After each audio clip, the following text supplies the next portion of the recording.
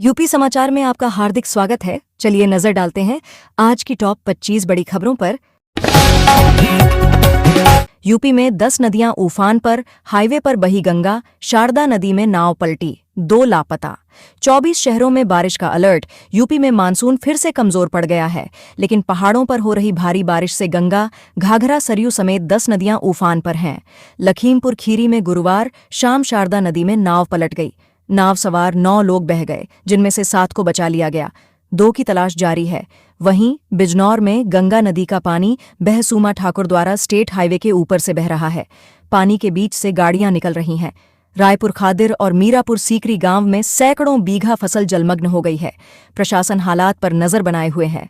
मौसम विभाग के मुताबिक बंगाल की खाड़ी में बना दबाव अब ओडिशा छत्तीसगढ़ की तरफ बढ़ गया है, जिस वजह से यूपी में मानसूनी गतिविधियों पर ब्रेक लग गया है और सैटेलाइट इमेज में यूपी के करीब 90% हिस्से से मानसूनी बादल गायब दिख रहे हैं। इससे पहले गुरुवार शुक्रवार को वाराणसी, मेरठ और बिजनौर समेत 29 शहरों में बारिश हुई। बिजनौर में सड़कें तालाब बन गईं। बेसिक शिक्षा अधिकारी और आवास विकास के दफ्तर में पानी भर गया। वहीं मेरठ में गंगा किनारे लगा बिजली का टावर बह गया। यूपी के बीजेपी नेता की बेटी से जंतर मंतर पर बैड टच, दावा गलत तरीके से छुआ। सीजेपी आंदोलन से चर्चा में आई यशस्वी राजे कौन? जंतर मंतर पर कॉकरोच जनता पार्टी। सीजेपी के आंदोलन के दौरान छेड़खानी का आरोप लगाने वाली यशस्वी राजे ने केंद्रीय शिक्षा मंत्री धर्मेंद्र प्रधान के इस्तीफे से जुड़ी भाषा पर आपत्ति जताई है। उन्होंने प्रहलाद जोशी को नया शिक्षा मंत्री बनाए जाने को भी मजाक करार दिया। यशस्वी राजे उत्तर प्रदेश के फतेहपुर जिले की सदर विधानसभा सीट से भाजपा के पूर्व विधायक विक्रम सिंह की बेटी हैं। वह पेशे से मॉडल हैं और दिल्ली में रहती हैं। सिपाही ने 10 साल की बच्ची से रेप कर हत्या की। गोरखपुर जिला अस्पताल में डॉक्टरों नर्सों ने पीटा। यहीं से किडनैप कर श्मशान ले गया था।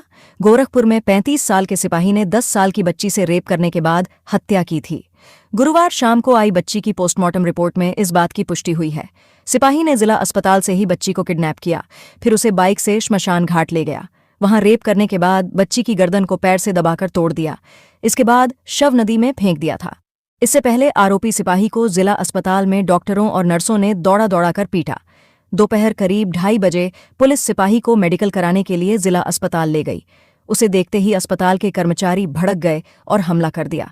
पुलिस वालों ने बड़ी मुश्किल से सिपाही को छुड़ाया। दरअसल 28 जुलाई को बच्ची अपनी बीमार बहन को खाना देने अस्पताल आई थी। घर लौटते समय सिपाही ने बाइक से उसका पीछा किया, फिर उसे बाइक पर बैठाकर 15 किलोमीटर दूर श्मशान घाट ले गया, अपने साथ ले गया। इधर बच्ची नहीं लौटी तो घरवालों ने गुमशुदगी दर्ज कराई। जांच के लिए पुलिस ने 10 टीमें लगाईं। 200 सीसीटीवी फुटेज खंगाले। इसमें बाइक की नंबर प्लेट से आरोपी सिपाही की पहचान हुई।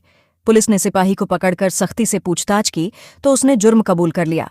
गुरुवार सुबह 8:30 बजे आरोपी सिपाही की निशानदेही पर पुलिस ने बच्ची का शव बरामद किया। मोदी को गाली देने वाली लड़की पर नोएडा में एफआईआर। सीजेपी के प्रोटेस्ट में जंतर मंतर पहुंची थी। दावा, मॉल में काम करती है। जंतर मंतर पर कॉकरोच जनता पार्टी। सीजेपी के प्रदर्शन में पीएम मोदी को गाली देने वाली नोएडा की लड़की के खिलाफ 0 एफआईआर दर्ज हो गई है। ये कार्रवाई नोएडा के एक्सप्रेसवे थाने में गाजियाबाद की वकील स्मृति सिंह चंदेल की शिकायत पर हुई। लड़की की पहचान रुचिका सिंह के रूप में हुई है।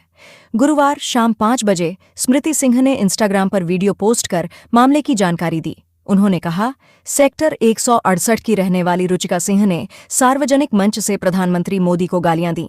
उसने जानबूझकर ऐसा किया। इससे पीएम की संवैधानिक पद की गरिमा को ठेस पहुंची। अब पुलिस प्रदर्शन के दौरान बनाए गए वीडियो सोशल मीडिया पर वायरल क्लिप की जांच कर रही है। हिंदू सुरक्षा सेवा संघ के प्रदेश अध्यक्ष अनूप खेतान ने भी एक वीडियो पोस्ट किया। उन्होंने दावा किया कि रुचिका सिंह वही लड़की है जिसने 23 जुलाई 2026 को दिल्ली में पीएम मोदी को गालियां दी थीं। उन्होंने घटना का वीडियो भी शेयर किया है। लड़की नोएडा के एक मॉल में हेयर कटिंग का काम करती है। कार वाली 8 क्विंटल की कांवड़ दांतों से खींच रहा, माता पिता को पालकी में बैठाकर चल रहा बेटा। कांवड़ रूट पर अब एआई से निगरानी। यूपी की सड़कों पर कांवड़ियों की भीड़ दिखने लगी है। कुछ भक्त हरिद्वार से गंगाजल लेने जा रहे हैं तो कुछ वहां से लौट रहे हैं। अलीगढ़ के नरेंद्र जाट कार वाली कांवड़ को दांतों से खींचते हुए हरिद्वार जा रहे हैं। कार का वजन 8 क्विंटल है। छत पर भगवान शिव की मूर्ति स्थापित है। उन्होंने कहा, गोमाता को राष्ट्रमाता का दर्जा मिले, इसी संकल्प के साथ यात्रा शुरू की है। भगवान शिव मेरी मनोकामना जरूर पूरी करेंगे। बुलंदशहर के जितेंद्र अपने माता पिता को पालकी में बैठाकर हरिद्वार से गंगा जल लेकर लौट रहे हैं। वह सिकंदराबाद के शिव मंदिर में जलाभिषेक करेंगे। हापुड़ के रहने वाले प्रशांत राणा अपनी दादी शारदा देवी को कांवड़ में बैठाकर हरिद्वार से गंगा जल लेकर आ रहे हैं। उनके साथ 22 कांवड़िए भी चल रहे हैं। सभी हापुड़ के शिव मंदिर में गंगा जल चढ़ाएंगे। गाजियाबाद में गुरुवार शाम कांवड़ खंडित हो जाने पर कांवड़ियों ने जमकर हंगामा किया। मुस्लिम युवक पर कांवड़ छूने का आरोप लगाकर उसकी जमकर पिटाई की। बीच सड़क पर थप्पड़ घूंसे बरसाए। पुलिस ने किसी तरह कांवड़ियों को शांत कराया। बेटी का स्कूली बैग सीने से लगाकर रो रही मां 70 घंटे से दरवाजे पर टकटकी लगाए बैठीं, बोलीं, जरूर आएगी। बुलंदशहर में नाले में बही थी। जिस बैग को लेकर चारू रोज स्कूल जाती थी, आज वही बैग उसकी मां के हाथों में है। मां दिन भर उसे सीने से लगाए दरवाजे की ओर टकटकी लगाए बैठी रहती है। उन्हें अब भी उम्मीद है कि बेटी कहीं से आएगी और आवाज लगाएगी, लेकिन 70 घंटे से ज्यादा समय बीत चुका है और 11 साल की चारू का अब तक कोई सुराग नहीं मिला।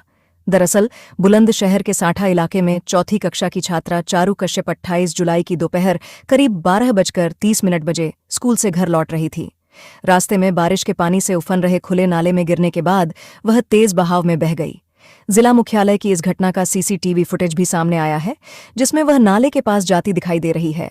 हादसे के बाद नाले से लेकर काली नदी तक करीब 1 किलोमीटर तक सर्च ऑपरेशन चलाया जा रहा है, लेकिन अभी तक बच्ची का कोई पता नहीं चल पाया है। वहीं इस मामले में बुलंदशहर नगरपालिका के 4 अधिकारियों को निलंबित कर दिया गया है, जबकि स्कूल प्रबंधन के खिलाफ भी मुकदमा दर्ज किया गया है। लखनऊ विश्वविद्यालय में अब पेपरलेस वर्किंग। यूनिवर्सिटी में पढ़ रहे 44 देशों के युवा राज्यपाल ने 1.25 लाख स्टूडेंट्स को दी डिग्री। लखनऊ विश्वविद्यालय में कल 31 जुलाई से पेपरलेस वर्किंग शुरू हो गई। विश्वविद्यालय के 69वें दीक्षांत समारोह में राज्यपाल व कुलाधिपति आनंदीबेन पटेल ने ई-ऑफिस का उद्घाटन किया। दीक्षांत समारोह के GMU के अटल बिहारी वाजपेयी कन्वेंशन सेंटर में मनाया जा रहा है। कुलाधिपति ने कुल 1,25,239 स्टूडेंट्स को डिजिटल डिग्री प्रदान की। कुलपति JP सैनी ने बताया कि विश्वविद्यालय में 44 देशों के युवा पढ़ रहे हैं। फर्रुखाबाद में फिर बढ़ने लगा गंगा का जलस्तर। चेतावनी बिंदु से सिर्फ 20 सेंटीमीटर दूर। तटवर्ती गांवों की बड़ी चिंता। फर्रुखाबाद में गंगा नदी का जलस्तर बढ़ रहा है, जो शुक्रवार को 136.40 सेंटीमीटर दर्ज किया गया। ये चेतावनी बिंदु से मात्र 20 सेंटीमीटर नीचे है। पहाड़ों पर लगातार हो रही बारिश को जलस्तर में वृद्धि का कारण बताया जा रहा है। शादी का दबाव बना रहे प्रेमी को मार डाला। बिजनौर में 2 भाइयों संग गला रेता। 25 किलोमीटर दूर जंगल में फेंका शव। 10 साल से अफेयर। यूपी के बिजनौर में शादी का दबाव बना रहे प्रेमी की प्रेमिका ने हत्या कर दी। उसने अपने 2 सगे भाइयों के साथ मिलकर पहले प्रेमी का हाथ पैर और मुंह जमकर पीटा। कुल्हाड़ी से सिर पर वार करके हत्या कर दी और गला रेत दिया। इसके बाद गांव से 25 किलोमीटर दूर मुरादाबाद के जंगलों में ले जाकर शव फेंक दिया। युवक मंगलवार सुबह 6 बजे मॉर्निंग वॉक के लिए घर से निकला था, पर अपनी प्रेमिका के घर पहुंच गया। शादी तुड़वाने के लिए दबाव बनाने लगा, बदनाम करने की धमकी दी, जिसके बाद प्रेमिका और उसके 2 भाइयों ने मिलकर युवक की हत्या कर दी। सावन में बाबा विश्वनाथ को जलाभिषेक करने पहुंच रहे कांवड़िए। योगी अखाड़ा परिवार द्वारा पूरे सावन चलेगा भंडारा। मंदिर में भक्तों को हो रहे झांकी दर्शन। सावन माह के शुभारंभ के साथ ही धर्मनगरी काशी पूरी तरह शिवमय हो गई है। देवाधिदेव महादेव की कृपा प्राप्त करने की कामना लेकर देश के विभिन्न राज्यों से शिव भक्त और कांवड़ियों का जत्था काशी पहुंचने लगा है। इसके साथ ही विश्वनाथ धाम से लेकर गंगा घाटों तक केसरिया रंग की छटा बिखरने लगी है। सावन के दूसरे दिन से ही स्थानीय शिव मंदिरों में भी श्रद्धालुओं की संख्या लगातार बढ़ती दिखाई दी, जबकि श्री काशी विश्वनाथ धाम में जलाभिषेक और दर्शन पूजन के लिए सुबह से ही भक्तों की लंबी कतारें लग गईं। विश्वनाथ धाम के द्वार से लेकर दशाश्वमेध घाट तक हर ओर कांवरियों की आवाजाही और हर हर महादेव के जयघोष से वातावरण भक्तिमय बना रहा।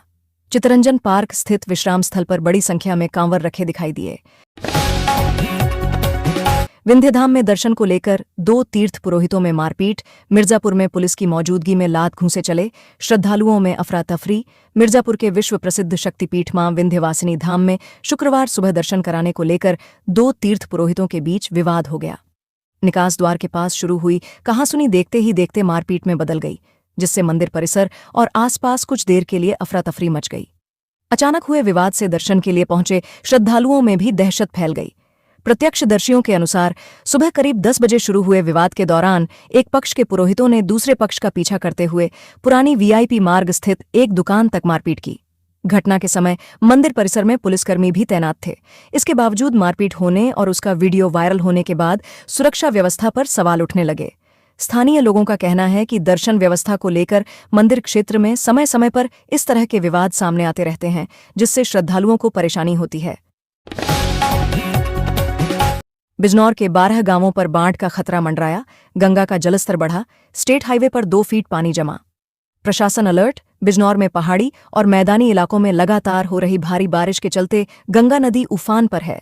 चांदपुर के खादिर क्षेत्र में गंगा का पानी तेजी से गांवों की ओर बढ़ रहा है, जिससे रायपुर खादिर का तहसील से सीधा संपर्क टूट गया है। दत्तियाना, जलालपुर, मीरापुर सीकरी और सलेमपुर सहित कई गांव चारों ओर से पानी से घिर गए हैं। पांडवनगर चौकी के पास बहसुमा ठाकुर द्वारा स्टेट हाईवे पर करीब 2 फीट पानी बहने से राहगीरों और वाहन चालकों को भारी परेशानी का सामना करना पड़ रहा है। गंगा में वर्तमान समय में लगभग 1,90,000 क्यूसेक पानी बह रहा है। इसके चलते खादिर क्षेत्र के करीब 1 दर्जन गांवों पर बाढ़ का खतरा गहरा गया है। रामलीला में असलहा लहराकर दंगा करने वाले को मिट्टी में ही दफन होना पड़ेगा।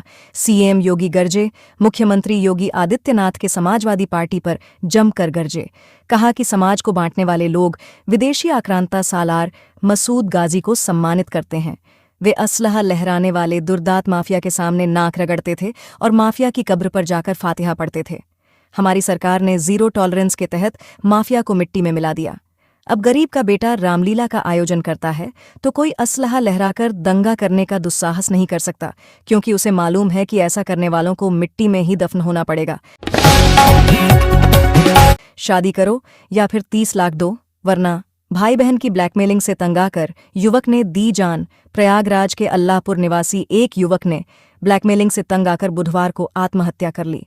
घर में ही फांसी के फंदे पर लटका उसका शव मिला। पुलिस के मुताबिक युवक का सुसाइड नोट मिला है, जिसमें एक युवती और उसके भाई पर ब्लैकमेल करने का आरोप है। अल्लाहपुर का अमिताभ बच्चन रोड निवासी 38 वर्षीय प्रकाश धुरिया एक निजी कंपनी में नौकरी करता था और शादीशुदा था। बुधवार दोपहर उसने घर में ही फांसी लगाकर जान दे दी। गुलवीर ने राष्ट्रमंडल खेलों में पदक जीत बढ़ाया यूपी का मान। मां को मेडल संग बेटे का इंतजार। राष्ट्रमंडल खेलों में एथलीट गुलवीर सिंह के रजत पदक जीतने पर यूपी के अलीगढ़ स्थित उनके गांव सिरसा से लेकर पूरे जिले में जश्न का माहौल है। गुलवीर की इस उपलब्धि पर गांव वालों ने गुलाल लगाकर और उड़ाकर एक दूसरे को बधाई दी। गुलवीर के पिता पप्पू सिंह बेटे की ऐतिहासिक उपलब्धि पर भावुक हो गए। उन्होंने कहा कि वर्षों की मेहनत आज रंग लाई है। गांव वालों ने इसे पूरे अलीगढ़ और देश के लिए गर्व का क्षण बताया। ग्लासगो के एथलेटिक्स ट्रैक पर इतिहास रचने वाले गुलवीर सिंह की इस सफलता की नींव किसी आधुनिक स्पोर्ट्स एकेडमी में नहीं, बल्कि अलीगढ़ जिले के अतरौली क्षेत्र के पास स्थित एक छोटे से गांव सिरसा के खेतों की धूल में रखी गई थी। राम मंदिर में सीईओ से पहले सचिव की नियुक्ति। कौन है? जगदीश आफले। मिली महत्वपूर्ण जिम्मेदारी। अयोध्या के राम मंदिर में दान चोरी के बाद हो रहे बदलावों की कड़ी में मुख्य कार्यकारी अधिकारी सीईओ से पहले सचिव की नियुक्ति कर दी गई है। जगदीश आफले को यहां का पहला सचिव नियुक्त किया गया है। प्रवक्ता के लिए भी चयन प्रक्रिया चल रही है। कई नामों पर चर्चा किया गया है। जल्द ही उसके लिए भी नाम का ऐलान कर दिया जाएगा। हालांकि आफले की नियुक्ति की आधिकारिक घोषणा भी 2 सितंबर को ट्रस्ट की बैठक में की जाएगी। आफले को ही ट्रस्ट की तरफ से भारतीय स्टेट बैंक में हस्ताक्षरकर्ता भी बना दिया गया है। चंपत राय और डॉक्टर अनिल मिश्रा के इस्तीफे के बाद से हस्ताक्षरकर्ता को लेकर गतिरोध चल रहा था। धर्मेंद्र प्रधान के इस्तीफे को यूपी में कुर्मी बनाम यादव बनाने में जुटे राजभर। अखिलेश पर दागे नए सवाल। धर्मेंद्र प्रधान के केंद्रीय शिक्षा मंत्री पद से इस्तीफा देने के बाद से ही राजनीतिक गलियारों में इसे कुर्मी बनाम यादव की दिशा में मोड़ने की कवायद हो रही है। इस कड़ी में अब सुभाषपा अध्यक्ष और राज्य सरकार में मंत्री ओम प्रकाश राजभर का भी नाम जुड़ गया है।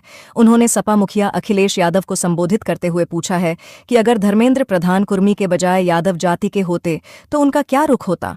आज इस पोस्ट पर जवाब मांगा है। एक तरफा प्यार में नवविवाहिता की चाकू से गोदकर हत्या। शादी के बाद पहली बार आई थी मायके। यूपी के खीरी में दिनदहाड़े घर के बाहर बैठी 25 वर्षीय नवविवाहिता पर पड़ोस में रहने वाले युवक ने चाकुओं से ताबड़तोड़ हमला कर मौत के घाट उतार दिया। 1 महीने पहले ही युवती की शादी हुई थी और पहली बार मायके आई थी। पुलिस का दावा है कि एकतरफा प्यार में वारदात को अंजाम दिया गया है। युवक ने नशे की होने की बात भी कही जा रही है। हालांकि युवती के परिजन जमीन का विवाद बता रहे हैं। 10 साल के बच्चे की हत्या के मुख्य आरोपी के पिता, भाई और 2 भाभियों को जेल भेजा। यूपी के गोरखपुर में सर्राफा कारोबारी हनुमान वर्मा के 10 वर्षीय पुत्र वैभव वर्मा के अपहरण और हत्या के मामले में खजनी पुलिस ने मुख्य आरोपी सर्वेश उर्फ बिट्टू शर्मा के परिवार पर भी शिकंजा कस दिया है। पुलिस ने जांच के दौरान साक्ष्य मिलने के बाद मुख्य आरोपी के पिता, बड़े भाई और 2 भाभियों को गिरफ्तार कर न्यायालय में पेश किया, जहां से सभी को न्यायिक हिरासत में जेल भेज दिया गया। यूपी के इस जिले में सारे सरकारी अफसर और स्टाफ की 12 अगस्त तक छुट्टियां रद्द, मुख्यालय छोड़ने पर भी रोक। यूपी के मेरठ में डीएम डॉक्टर वीके सिंह ने कांवड़ यात्रा की तैयारियों और सुरक्षा के मद्देनजर 12 अगस्त तक जिले के सभी विभागों के अधिकारियों और कर्मचारियों के अवकाश रद्द कर दिए हैं। डीएम ने कहा कि विशेष परिस्थितियों में ही राजपत्रित अधिकारियों को सीडीओ के माध्यम से अनुमति प्राप्त कर डीएम कार्यालय को सूचित करना होगा। अन्य कर्मचारी भी विशेष परिस्थितियों में अपने वरिष्ठ अधिकारी से अनुमति लेकर इसकी सूचना डीएम कार्यालय को देंगे। जेल या जहन्नुम है अब अपराधियों का ठिकाना, योगी बोले।